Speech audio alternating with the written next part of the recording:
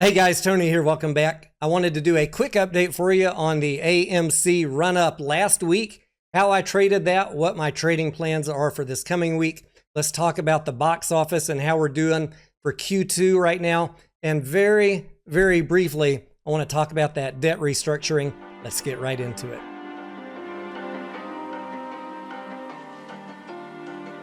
Let's talk about the box office first, the domestic box office, because that is an easy one to get out of the way. We just got the estimated numbers in for this weekend that we just finished, coming in right now about halfway into Q2 at 766 million.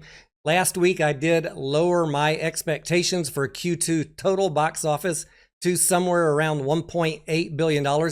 A little bit better than Q1, but not as good as I initially thought Q2 was going to be. In terms of how the numbers come out for income and earnings per share, it's probably going to be on par, very close to what we just finished for Q1. Go see some movies and let's try and get these numbers up. We got Furiosa and Garfield coming out this weekend. In June, we have Bad Boys Ride or Die with Will Smith and Martin Lawrence. We have Inside Out 2. Towards the end of June, June 21st, we have The Bike Riders. I just saw the preview for this in the theater this weekend. It's got kind of a Sons of Anarchy feel to it if you were into that TV show. I have not put any box office numbers to this one just yet, but it looks pretty cool.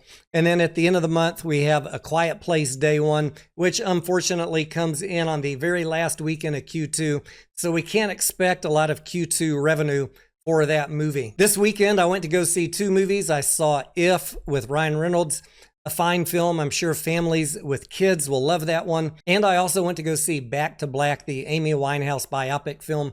And I'm not really a big Amy Winehouse fan, but the movie was actually really good. And if you are a fan of hers or you're just looking for something to go see, I would recommend checking that one out. On tap for this week, if I have time, will be The Strangers Chapter 1 and The Blue Angels. I did watch this weekend on cable the original Strangers movie. I think it was 2008. I wanted to have something to compare this Chapter 1 to. This one is not getting really good reviews, the Strangers Chapter 1, but I'm going to go check it out anyways. So that is my plans for movies this week, time permitting. I know for sure this weekend we're going to see Furiosa, and the wife wants to go see the Garfield movie, so I guess that is now on my list too. Moving on to the chart, we had Roaring Kitty getting all up in GameStop's business, moving that stock up 600+%, and AMC ran up 300% or so from 290 to 1330 on those same 2 days, Monday and Tuesday pre-market. Based on this beautiful run up last week, all of my shares are now sold. All my AMC shares are sold out of my portfolio. And now I am starting the process of looking for a good entry to get back in starting on Monday, possibly. We're going to have to watch the price action. I know a lot of you are up to speed on my trading and how I changed how I'm trading AMC starting in September of 2023. But if you are not familiar with that, leave me a comment down below and I'll go through the exact trades that I did over the last week and how we're making money in this play every single week, whether it goes up or goes down. Just to recap, I'm treating AMC since September of 2023 exactly the same way that I would treat any other stock in my portfolio, including getting into buying shares through cash secured puts. Once I own the shares, then selling covered calls on them. And that works great as long as the stock is trading relatively flat. I had a fantastic week with some long calls that I bought on the 13th and sold as soon as the market opened, up there around $12. But those options were up when the market opened on Tuesday, 1,100, 1,200, 1,300%. And I was dumping them as fast as I could to lock in those gains. Have a trading plan, and whatever your trading plan is, when you see a gift basket handed to you, I don't care what your reason was about why you bought them. When you get these type of gains, guys, I want you to take them, especially if they're call options, because you don't want to be holding these things for weeks and weeks and weeks and watching theta burn up the value of your options. If you get an early exit for 1,000% plus, freaking take it. I know some of y'all want to gamble for much higher gains than that, and that is totally your prerogative. I'm not giving you any financial advice, but it is going to break my heart if you were sitting up over 1,000% on call options and nothing happens this week or next week or next week. So if you're still sitting on them, I'm going to be praying for you. And let's hope that we have another little bit of exciting volatility in the weeks ahead. My rationale was very simple. I know you guys have a lot of different things you're watching, like crypto or silver or the cat system or roaring kitty. My system is very simple. Am I up a lot? Did anything fundamentally change at the company? Yeah, I was up a lot. Did anything fundamentally change? No, not really. So I took my gains and protected my portfolio, increased my capital, and I will now be able to buy more shares with that cash portion of my portfolio that I have allocated to AMC. Now I have even more cash to increase my position, rinse, and repeat. I do always try and take some big gains on speculative plays and move that money into a safer investment like a blue chip stock. So if you're interested in that, let me know. I'll tell you which blue chips I'm buying this week. As far as the money that I'm going to be reinvesting in AMC, I'm going to be watching the price over the next week or two to get the most risk-free entry that I can get. And our general consensus right now is that's probably somewhere around $3 to $3.50 for the group of people that I talk to, where our sense of risk comfort level is, knowing what we know about the company and the box office. Is it a risk-free trade? No. AMC is a speculative trade. It is a non-profitable company, and I expect the company will not make money in Q2. So there's a lot of things to keep in mind. Just talking to you about how I'm trading it. And if you want to know how we are making money every week through cash secured puts, selling covered calls, and setting reasonable sell targets based on what we know about the company and the chart, then drop me a comment below. I want to close out this video with a very sneak preview of what we're going to be talking about later this week.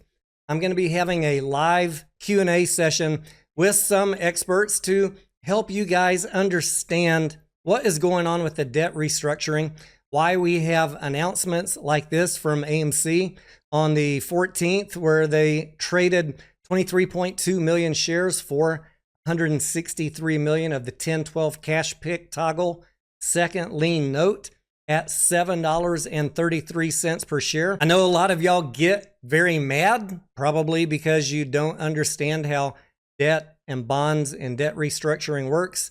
So I would like to have a Q&A working session where we can answer all of your questions about exactly why this is happening. Up on the screen here, I have highlighted the 2026 debt that AMC is looking at having come due. $1.9 billion of a term loan in green, but more of a priority is what they're focusing on. I have highlighted in yellow the 10/12 cash pick toggle of $951 million. They just subtracted $168 million from that number. That leaves them with about $783 million due on that 10% note. They also have a 5.875% note of $51 million, a little bit of leftover debt that didn't get restructured, I think, back in 2020. That $51 million is such a small amount, and the interest rate is so low. The expectation is that the company will just let that $51 million term out, meaning they will pay it back to the bondholders in 2026. But the 10% note is the one that they're targeting right now, and there is a very strategic reason why that is. Getting this subordinated debt knocked down is very critical to the company's overall 2026 debt restructuring plan, and especially if it can go in tandem with improving quarters and improving box office, it really sets them up for a very easy way to restructure whatever's left of that 10/12 pick toggle, and it sets them up later in 2026 to have a much easier time pushing out the term loan, that $1.9 billion. However, by June of 2026, that 10% note must be taken care of. All of the steps that they are taking right now is to best position the company to get a restructuring deal on that middle number right there. 951. Well, now it's 783. Everything that the CFO is doing, including the debt for equity exchange that just happened at the end of last week, is to facilitate the restructuring of whatever is left on there. Unless AMC runs up to $1,000, it's not likely that they're going to be gifted enough cash to pay this off. So they are whittling away at it as they're waiting for the box office to improve. All of this works in tandem, and I will go through it along with a couple of experts a little bit more in detail for those of you that really want to know the nuts and bolts about why are these things happening and how do they all play together? How does paying off some of this debt help them down the road? How does the share price and the amount of shares that the company has remaining that they could issue affect a lender's decision whether or not to restructure the debt or not? How do the prices of those bonds affect the company's negotiating ability as they are having these restructuring talks? Pretty critical stuff to understand if you don't want to just be angry for no reason. At least if you want to be angry, let's talk about why this is happening. And then if you want to be angry still, at least you'll know why. I want to wish you luck in your trading next week. If you need another run up next week because you got a little stuck in this previous week, I'm sorry to hear that, and I wish you the best. I can't promise that there is going to be any more run up.